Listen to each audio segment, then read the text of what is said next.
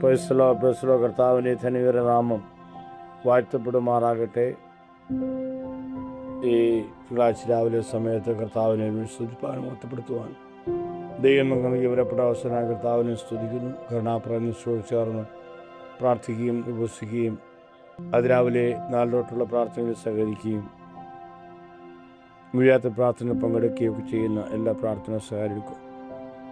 എൻ്റെ അഭ്യുദയകാംക്ഷികൾക്കും എന്നെ സ്നേഹിക്കുന്നവർക്ക് യേശു നാമത്തിൽ സ്നേഹവന്ദനം അറിയിക്കുകയാണ്. കഴിഞ്ഞ തിങ്കളാഴ്ച തൊട്ട് ഈ തിങ്കളാഴ്ച വരെ കർത്താവിന് വലിയ കൃപയിൽ നമ്മെ അവിടെ പരിപാലിച്ച കർത്താവിനെ കരുണയെ ഓർത്ത് നന്ദിയോടെ കർത്താവിനെ സ്തുതിക്കുന്നു. കഴിഞ്ഞ ആഴ്ചയിൽ ദൈവം നൽകിയ വചനത്തിൻ്റെ ശക്തി നമ്മുടെ മേൽ വ്യാപരിച്ചുകൊണ്ടിരിപ്പാൻ കർത്താവ് ഇടയാക്കിയതോടെ കർത്താവിനെ സ്തുതിക്കും. നമ്മുടെ പ്രാർത്ഥന വിഷയങ്ങളിൽ എൻ്റെ കർത്താവ് എൻ്റെ വിഷയങ്ങളുമേൽ അവനെ കണ്ടിട്ട് മിണ്ടാതിരിക്കുകയില്ല, അവൻ മൗനമായിരിക്കുകയില്ല എന്നുള്ള ദൈവശബ്ദം പല നിലയിൽ നമുക്ക് നന്മയാച്ചിരുവാനും കർത്താവ് ഇടയാക്കിയത് ഓർത്ത് കർത്താവിനെ സ്തുതിക്കുന്നു. മറുപടിയിലായിരുന്ന വിഷയങ്ങളുമേൽ ദൈവം മറുപടി തന്ന ആഴ്ചയായിരുന്നു ഈ ആഴ്ച. ഈ മാസം അങ്ങനെ ചില മറുപടിയുള്ള മാസമാക്കി ദൈവം മാറ്റാൻ പോകുന്നു എന്ന് ദൈവം വളരെ ശക്തമായിട്ട് കഴിഞ്ഞ ദിവസം ഓർപ്പിക്കുവാനായിട്ടിടയായി. ഇന്ന് ഈ രാവിലെ ഈ ആഴ്ചത്തെ മെസ്സേജിനായിട്ട് പ്രാർത്ഥിച്ചപ്പോൾ കർത്താവ് ഓർപ്പിച്ച ദൈവശബ്ദം നിങ്ങൾക്കായി പ്രദാനം ചെയ്യുവാൻ കർത്താവിൽ ഞാൻ ആഗ്രഹിക്കുകയാണ്. സങ്കീർത്തനങ്ങൾ 65 അവസാന വാക്യവും ലൂക്കോസ് 5-ാം അധ്യായം സ്തോത്രം അതിൻ്റെ 4 മുതലുള്ള വാക്യങ്ങളിൽ നമുക്ക് കാണുവാനിടയാകുന്നത് ശൂന്യമായി കിടന്നതിനെ ദൈവം നിറയ്ക്കുവാനായിട്ട് ഇടയായി എന്നാണ് കാണുന്നത്. നിറവിൻ്റെ ദൈവം, നിറയ്ക്കുന്ന ദൈവം എന്നുള്ളതാണ് പരിശുദ്ധാത്മാവ് ഇന്ന് രാവിലെ ഉറപ്പിക്കുന്ന ശബ്ദം. ഇല്ലായ്മകളെ മനസ്സിലാക്കിയിട്ട് ഒന്നുമില്ല എന്ന അവസ്ഥയിൽ നിന്ന് എല്ലാം ഉണ്ട് എന്ന അവസ്ഥയിലേക്ക് നിന്നെ കൊണ്ടുവരുക. ആരും നിന്നെ ശ്രദ്ധിക്കുന്നില്ല, ആരും എനിക്ക് ഉത്തരവാദിയില്ല എന്ന അവസ്ഥ മാറിയിട്ട് നിന്റെ അവസ്ഥകളെ നന്നായി മനസ്സിലാക്കി നിനക്ക് വേണ്ടി പ്രവർത്തിക്കുന്ന ഒരു വലിയവനാ ദൈവമുണ്ട്. അവൻ നിന്നെ നിറയ്ക്കുന്ന ദൈവമാണ് എന്നുള്ളതാണ് പരിശുദ്ധാത്മാവിൻ്റെ ശബ്ദം. പഴയമത്തിലും പുതിയമത്തിലും വളരെ വ്യക്തമായിട്ട് രേഖപ്പെടുത്തിയിരിക്കുന്ന ഒരു സന്ദേശമാണ് ഈ ദൂത്. എൻ്റെ റീഡിംഗ് പോർഷനിൽ എസെക്കിയേൽ 36-ാം അധ്യായം ഞാൻ വായിച്ചു വന്നപ്പോഴാണ് ഈ ദൂതിൻ്റെ ക്ലാരിഫിക്കേഷൻ എനിക്ക് ലഭിക്കാനായിട്ട് ഇടയായതിന് സ്തോത്രം.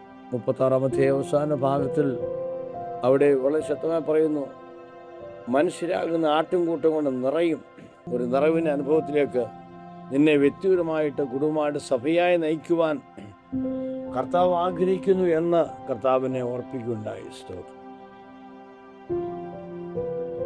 2 രാജാക്കന്മാർ പുസ്തകം 4-ാം അധ്യായം 1 മുതൽ ഭാഗങ്ങളിൽ കാണുവാൻ ഇടയാകുന്ന സംഭവം, അവിടെ പ്രവാചക ശിഷ്യൻ്റെ വീട്ടിലെ കടഭാരത്തിന് മുമ്പിൽ വളരെ പ്രതിസന്ധിയിലായി ജപ്തി നോട്ടീസ് വന്ന് ജപ്തിയായ അനുഭവത്തിൽ ഉള്ള വീടും സ്ഥലവും ജനത്തെ എല്ലാം പിടിച്ചുകൊണ്ട് പോകുന്ന അനുഭവത്തിൽ മരണം മാത്രം ജീവിതം വളരെ തകർന്ന അവസ്ഥയിലായിരിക്കുന്ന ഭവനത്തിൽ കർത്താവിനെ കരം നീട്ടുവാനായിട്ട് ഇടയായ കാര്യം നമുക്കറിയാവുന്നതാണ്. അവർക്കുള്ള അല്പം എണ്ണയെ എൻ്റെ സ്തോത്രം അത് പകർന്നപ്പോൾ ആ പകർച്ചയിൽ കൂടെ ദൈവപ്രവൃത്തികൾ വെളിപ്പെടുവാനിടയായി. അവർ പ്രതിസന്ധിക്ക് പരിഹാരമുണ്ടായി. 4-ാം അധ്യായം 4-ാം വാക്യം വായിക്കുമ്പോൾ നിറഞ്ഞത് മാറ്റിവെച്ചു എന്നാണ് ദൈവമാവ് കഴിഞ്ഞ ദിവസം പഠിപ്പിച്ചപ്പോൾ മനസ്സിലായത്. അവിടെ വലിയ പാത്രം മാത്രമല്ല, വീട്ടിലുള്ള വലുതും ചെറുതുമായ എല്ലാ പാത്രങ്ങളെയും നിറച്ചു എന്നാണ്. ഇന്ന് രാവിലെ ദൈവമാവ് ഓർപ്പിക്കുന്ന സ്തോത്രം, നിന്റെ വലുതും ചെറുതുമായ എല്ലാ അവസ്ഥയിലും ദൈവത്തിൻ്റെ വിടുവിക്കുന്ന നിറയ്ക്കുന്ന കരം വ്യാപരിപ്പാൻ പോവുകയാണ്. യേശു കർത്താവ് ആദ്യമായി പങ്കെടുത്ത വിവാഹമാണ്, അല്ലെങ്കിൽ യേശു പങ്കെടുത്ത ഒരു വിവാഹം മാത്രമാണ് യോഹന്നാൻ 2-ാം അധ്യായത്തിൽ പറയുവാൻ്റെയാകുന്നു. അവിടെ വളരെ പ്രതിസന്ധിയിലായ കല്യാണ വീട്. ആ സമയത്ത് യേശുവിൻ്റെ അമ്മ ശുശ്രൂഷക പറയുന്ന, അവൻ എന്തെങ്കിലും കൽപ്പിച്ചാൽ നിങ്ങൾ അത് ചെയ്തോണം എന്ന് പറയുവാനായിട്ടിടയായി. ആ സമയത്ത് എന്താണ് അവിടെ സംഭവിച്ചത്? ഈ കൽപ്പാത്രങ്ങളിൽ വെള്ളം നിറയ്ക്കുവാൻ യേശു ആവശ്യപ്പെട്ടു. ഓരോ പാത്രവും നമ്മൾ ഗ്ലാസ്സായാലും ബക്കറ്റായാലും കലമായാലും കുടമായാലും ഏത് പാത്രമായാലും അതിനകത്ത് ചിലത് നിറയ്ക്കുവാൻ വേണ്ടിയാണ് ഉണ്ടാക്കിയിരിക്കുന്നത്. ഈ കൽപ്പാത്രവും എന്നെ ആരും ശ്രദ്ധിക്കുന്നില്ല എന്ന് പറഞ്ഞ് പുറത്തുള്ള അവഗണിക്കപ്പെട്ട അവസ്ഥയിലായ ഈ പാത്രം എന്നാൽ എന്നെ നിറയ്ക്കുന്ന ഓർത്ത് അതും ഭാരപ്പെട്ട് നിലവിളിക്കുന്ന അല്ലെങ്കിൽ ആഗ്രഹിക്കുന്ന അവസ്ഥയിൽ യേശു കർത്താവ് പറയാണ്, ഈ കൽപ്പാത്രം നിറയ്ക്കുക. യേശു പറഞ്ഞ വാക്ക് കേട്ട് ആ കൽപ്പാത്രം നിറച്ചപ്പോൾ അത് വിലയുള്ള മറ്റു പല പാത്രങ്ങളിലെ നിറവിനേക്കാൾ വിലയുള്ളതാക്കി മാറുവാനായിട്ടിടയായി. ഇന്ന് രാവിലെ ദൈവാത്മാവോടെ ശത്രുവും വ്യക്തമായ നിലയിൽ നിന്നെ ഓർപ്പിക്കുന്ന സ്തോത്രം. നിന്റെ ശൂന്യാവസ്ഥ മാറിയിട്ട് നിനക്കൊരു നിറവ് തരുവാൻ പരിശുദ്ധാത്മാവ് ആഗ്രഹിക്കുകയാണ്. Praise the Lord. ഹല്ലേലൂയ. ആത്മാവിൻ്റെ ശബ്ദം തിരിച്ചറിയുന്ന ഹൃദയങ്ങൾക്കായി കർത്താവിനെ ഞാൻ സ്തുതിക്കുകയാണ്, സ്തോത്രം ചെയ്യുന്നു. ശൂന്യത മാത്രമാണ് എന്നാണ് എൻ്റെ ഈ സ്തോത്രം തകർന്ന അവസ്ഥയ്ക്ക്, ഉയർച്ചയില്ലാത്ത അവസ്ഥയ്ക്ക് എന്നാണ് മാറ്റം ഉണ്ടാകുന്ന ഓർത്ത് ഭാരപ്പെടുന്ന നിന്റെ ഹൃദയത്തോട് ദൈവമാ പറയുകയാണ്, നീ നഷ്ടപ്പെട്ട സന്തോഷം തിരിച്ച് നിന്നെ സന്തോഷം നിറയ്ക്കുവാൻ, നഷ്ടപ്പെട്ട സമാധാനം തിരിച്ച് സമാധാനം നിറയ്ക്കുവാൻ, നഷ്ടപ്പെട്ട പ്രതീക്ഷകളെ ഫലപ്രദമായ നിലയിൽ നിറച്ച് ദൈവം നിന്നെ മാനിക്കുവാൻ കർത്താവ് ആഗ്രഹിക്കുകയാണ്. സ്തോത്രം.